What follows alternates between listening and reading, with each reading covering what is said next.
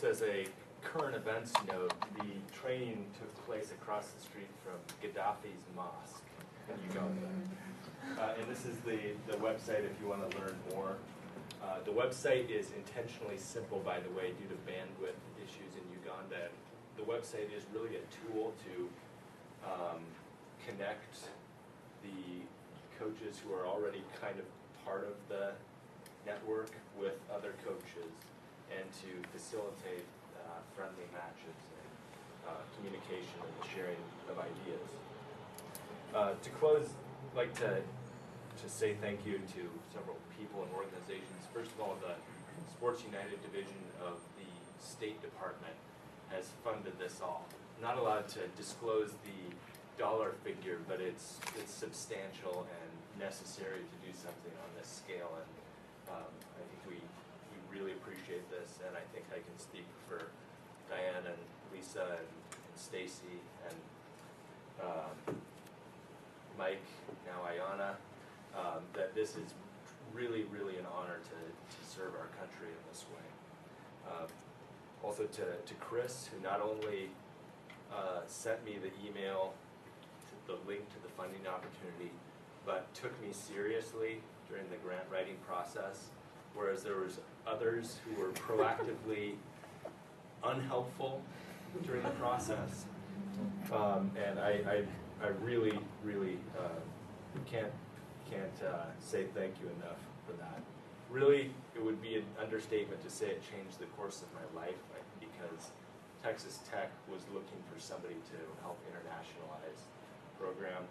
I live in Lubbock, Texas, because of an email Chris sent, and I'm very happy there and very pleased that he's connecting with Beatrice, who some of you might have seen in the previous International Connections lecture in October.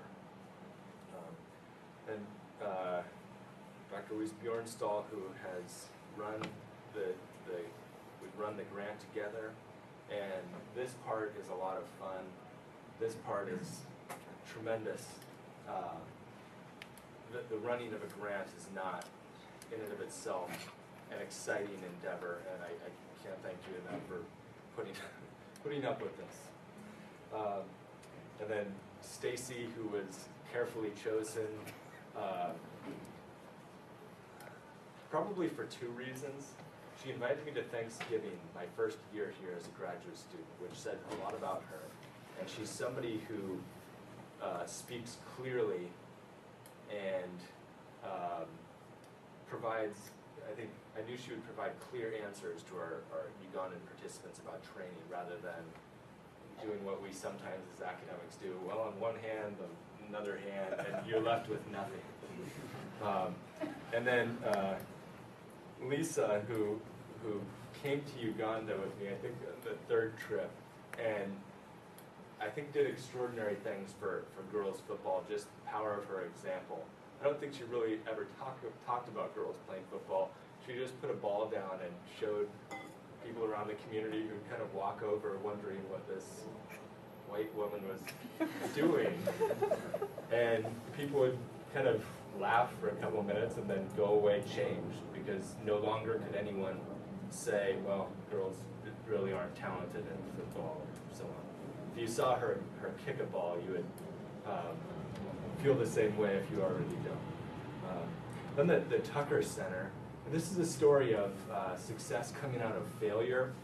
So I got a Tucker Center scholarship from late Louis Yeager, the Yeager scholarship, that paid for most of the first flight to Uganda.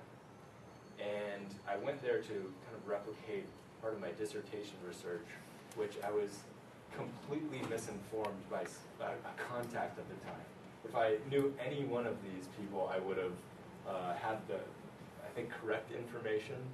But since I didn't yet have these contacts, I was absolutely mistaken in my assumptions. So that piece of research was completely impossible. So I had to take a left turn and got interested in why so few girls in Uganda play football. And that was published in the previous Tucker Center newsletter, I think in maybe 2007. So I thank the Tucker Center for that initial funding, which helped me get to Uganda.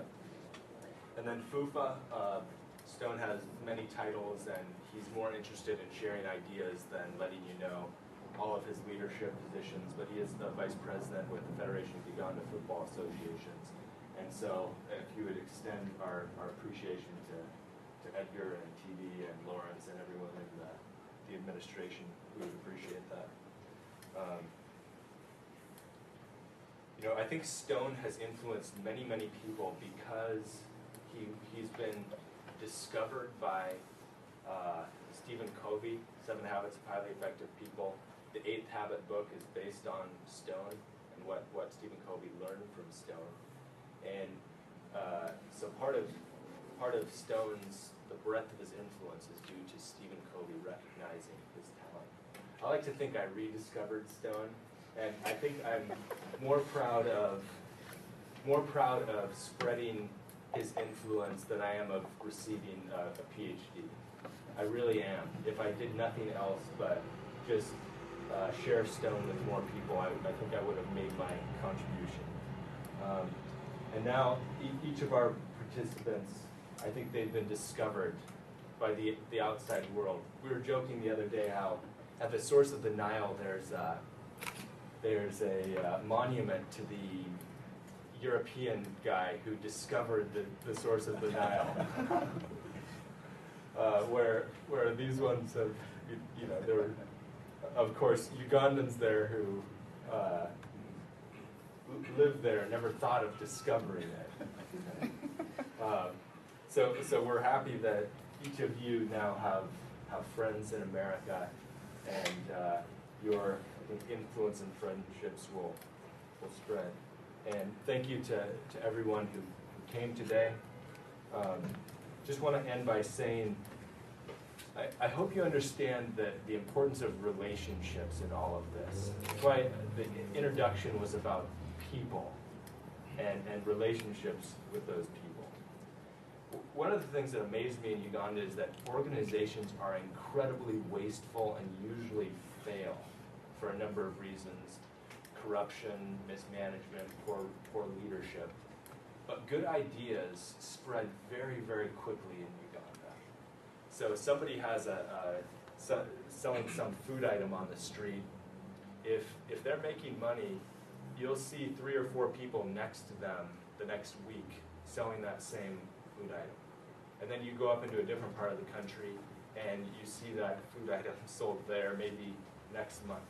Ideas spread very quickly, but most organizations fail. And I'm not talking about Ugandan indigenous organizations. I'm talking about international organizations that waste a lot of money sometimes. There are others who are I think, more careful and more sincere and do great things. But there is a tremendous amount of money wasted, and a lot of it has to do with just the pride of people wanting to have an organization or having the best organization. Been very careful to make sure that this is a network of friends who share a vision rather than an organization. So the downside is there's nowhere to donate money. You give me money, you're not going to get a tax write-off. But I'll get it to Stone. But I didn't want to set up another organization that's going to fail at the end of a 2-year grant period. I wanted to set up, or with Stone and others, start a network of friends who shared a vision. You can't beat a network, or it's very difficult to beat a network. Just ask the U.S. military. Think of Al-Qaeda, Al-Shabaab. It's disconnected people who share a vision. And I don't think it's a good one or a helpful one. But I think that just like as a tennis player after a match, you can think about how you were beaten. You can learn from your opponents. And it's nearly impossible to beat a network. So as Stone mentioned, the coaches who were trained went out to their villages, to their areas of the country, and shared the information with 7 or 8 other people. Probably those 7 or 8 other people might have shared some of the ideas with others. So I think at the very minimum we'll end up with about 25 500 people who have this patch. Probably it will be more like 3,000. And if each of those people have contact with 50 children, which if most of them will be sports tutors, teachers in schools, where class sizes are 100, 150, then you do the math and you see the tremendous influence that we can have if we share ideas in a way that are portable and ways that the vision is expressed clearly.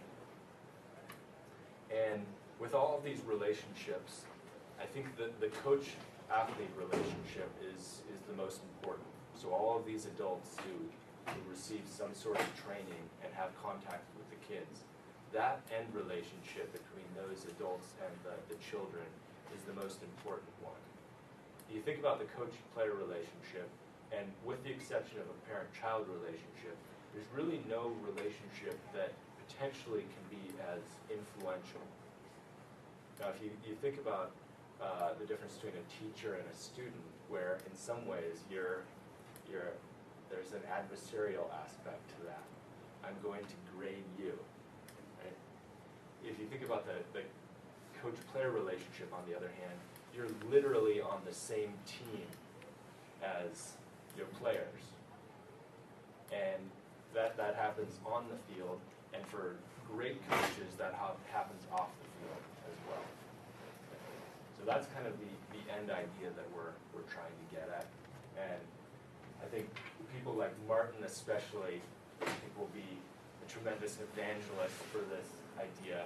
And I think we'll be extending these ideas beyond what Stone or I had ever imagined. So thank you again for coming, and please, if you have any questions for our panel, I know they'd be eager to answer them.